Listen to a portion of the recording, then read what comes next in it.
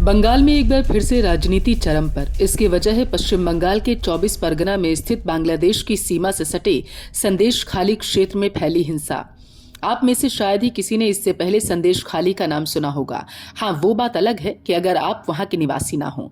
संदेश खाली वो स्थान जहां की महिलाओं ने मोर्चा खोल रखा है अपने मान सम्मान और अपनी आत्मरक्षा के लिए।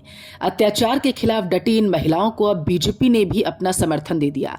लेकिन आखिर हुआ क्या ऐसा कि संदेश खाली में जिसकी वजह से वहां इतना बड़ा बवाल मचा है? ममता सरकार का बुलंद आवाज में विरोध करती ये महिलाएं आखिर है कौन, और ममता सरकार के उन आरोपों की आखिर सच्चाई क्या है जिसमें वो कह रही हैं कि संदेश खाली में आरएसएस की पकड़ है, इसलिए वहां अस्थिरता है। विस्तार से आपको हर पहलू को बताएंगे, लेकिन उससे पहले आप बेबाक पल्लवी को सब्सक्राइब कर लीजिए ताकि हमारी कोई भी वीडियो आपसे छूट ना जाए। अगर आप हमारी वीडियो फेसबुक पर देख रहे हैं तो जल्दी से बेबाक पल्लवी को लाइक और फॉलो जरूर कर लें। आइए अब संदेश खाली में मचे सियासी घमासान पर विस्तार से नजर डालते हैं। दरअसल बड़ी संख्या में संदेश खाली की महिलाएं पिछले कुछ दिनों से ममता बनर्जी सरकार के खिलाफ विरोध प्रदर्शन कर रही। महिलाओं का आरोप है कि ममता की पार्टी टीएमसी के नेता शेख शाहजहां ने उनका यौन उत्पीड़न किया, फिर जबरन जमीनों पर कब्जा किया। महिलाओं की मांग है कि टीएमसी नेता शाहजहां शेख और उनके गुर्गों को गिरफ्तार किया जाए। इस बीच महिलाओं ने पुलिस पर आरोपियों से साठगांठ करने का भी आरोप लगाया। संदेश खाली का मुद्दा राजनीतिक रंग और रूप दोनों ले चुका।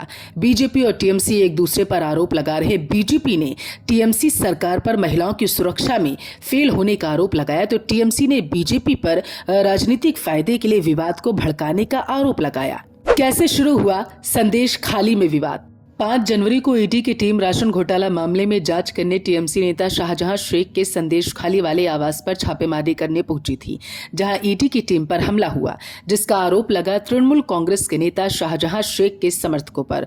उस दिन के बाद से शाहजहां शेख फरार है। किसी को भी नहीं पता कि शाहजहां शेख आखिर कहां गया।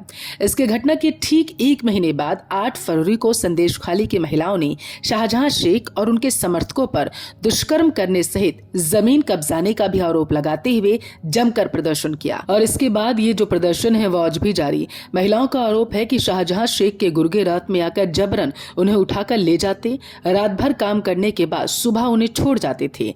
यही नहीं, आरोप ये भी कि तृणमूल कांग्रेस के लोग गांव में घर घर जाकर सर्वे करते। किसी घर में कोई सुंदर महिला या लड़की दिखती तो उसे पार्टी ऑफिस ले जाया जाता, फिर उस महिला को कई रातों तक दफ्तर में रखा जाता था और सुबह होने पर उसको घर लाकर छोड़ दिया जाता था। संदेश खाली पहुंचे राज्यपाल। विवाद बढ़ने के बाद 12 फरवरी को पश्चिम बंगाल के राज्यपाल ने संदेश खाली का दौरा किया। यहां की महिलाओं से मुलाकात के बाद राज्यपाल ने मीडिया से कहा, मैंने संदेश खाली की माताओं और बहनों की बात को सुना। मुझे विश्वास नहीं हुआ कि रविन्द्रनाथ टैगोर की धरती पर ऐसा भी हो सकता है। 13 फरवरी को कलकत्ता हाईकोर्ट के न्यायाधीश न्यायमूर्ति अपूर्व सिन्हा ने घटना पर स्वतः संज्ञान लिया। इसके अलावा बीजेपी के राष्ट्रीय अध्यक्ष जेपी नड्डा ने भी एक हाई लेवल कमेटी का गठन किया। ये कमेटी अपनी रिपोर्ट जेपी नड्डा को सौंपेगी। क्या आरएसएस का गढ़ है संदेश खाली? संदेश खाली वो इलाका जहां कभी बीजेपी को जनाधार मिला ही नहीं। यह विधानसभा सीट अनुसूचित जाति के लिए आरक्षित है। 2016 से टीएमसी इस सीट पर लगातार 2 बार जीत चुकी। 2021 विधानसभा चुनाव में टीएमसी के उम्मीदवार सुकुमार मेहता ने बीजेपी के उम्मीदवार को तकरीबन 40,000 वोटों से हराया। 2016 से पहले तक इस सीट पर वाम मोर्चा मजबूत था। 1977 से 2011 तक संदेश खाली विधानसभा सीट पर लगातार भारतीय कम्युनिस्ट पार्टी का कब्जा रहा। यहां यह भी बता दें कि लोकसभा चुनाव में भी बीजेपी यहां कभी भी जीत दर्ज नहीं कर पाई। लोकसभा में लगातार 3 बार से टीएमसी जीत रही यहां पर।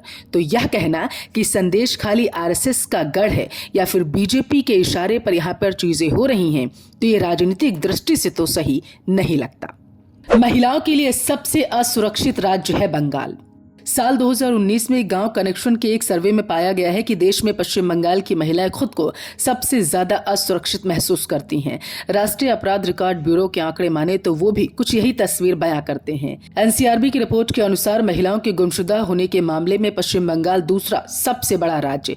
2018 में जहां महाराष्ट्र में सबसे ज्यादा 33,964 महिलाओं के मिसिंग होने की रिपोर्ट दर्ज की गई, तो वहीं उससे कम जनसंख्या वाले राज्य पश्चिम बंगाल में 31,299 98 ऐसे मामले दर्ज हुए। इनमें कोलकाता, नादिया, बारासात, बाराकपुरा, मुर्शिदाबाद में सबसे ज्यादा मामले सामने आए। इतना ही नहीं, महिलाओं के खिलाफ अपराध मामले में भी पश्चिम बंगाल अग्रणी राज्यों में शामिल रहा। बंगाल के संदेश खाली में जो हो रहा उसके बारे में आप क्या सोचते हैं, कमेंट करके जरूर बताएं। जय भारत।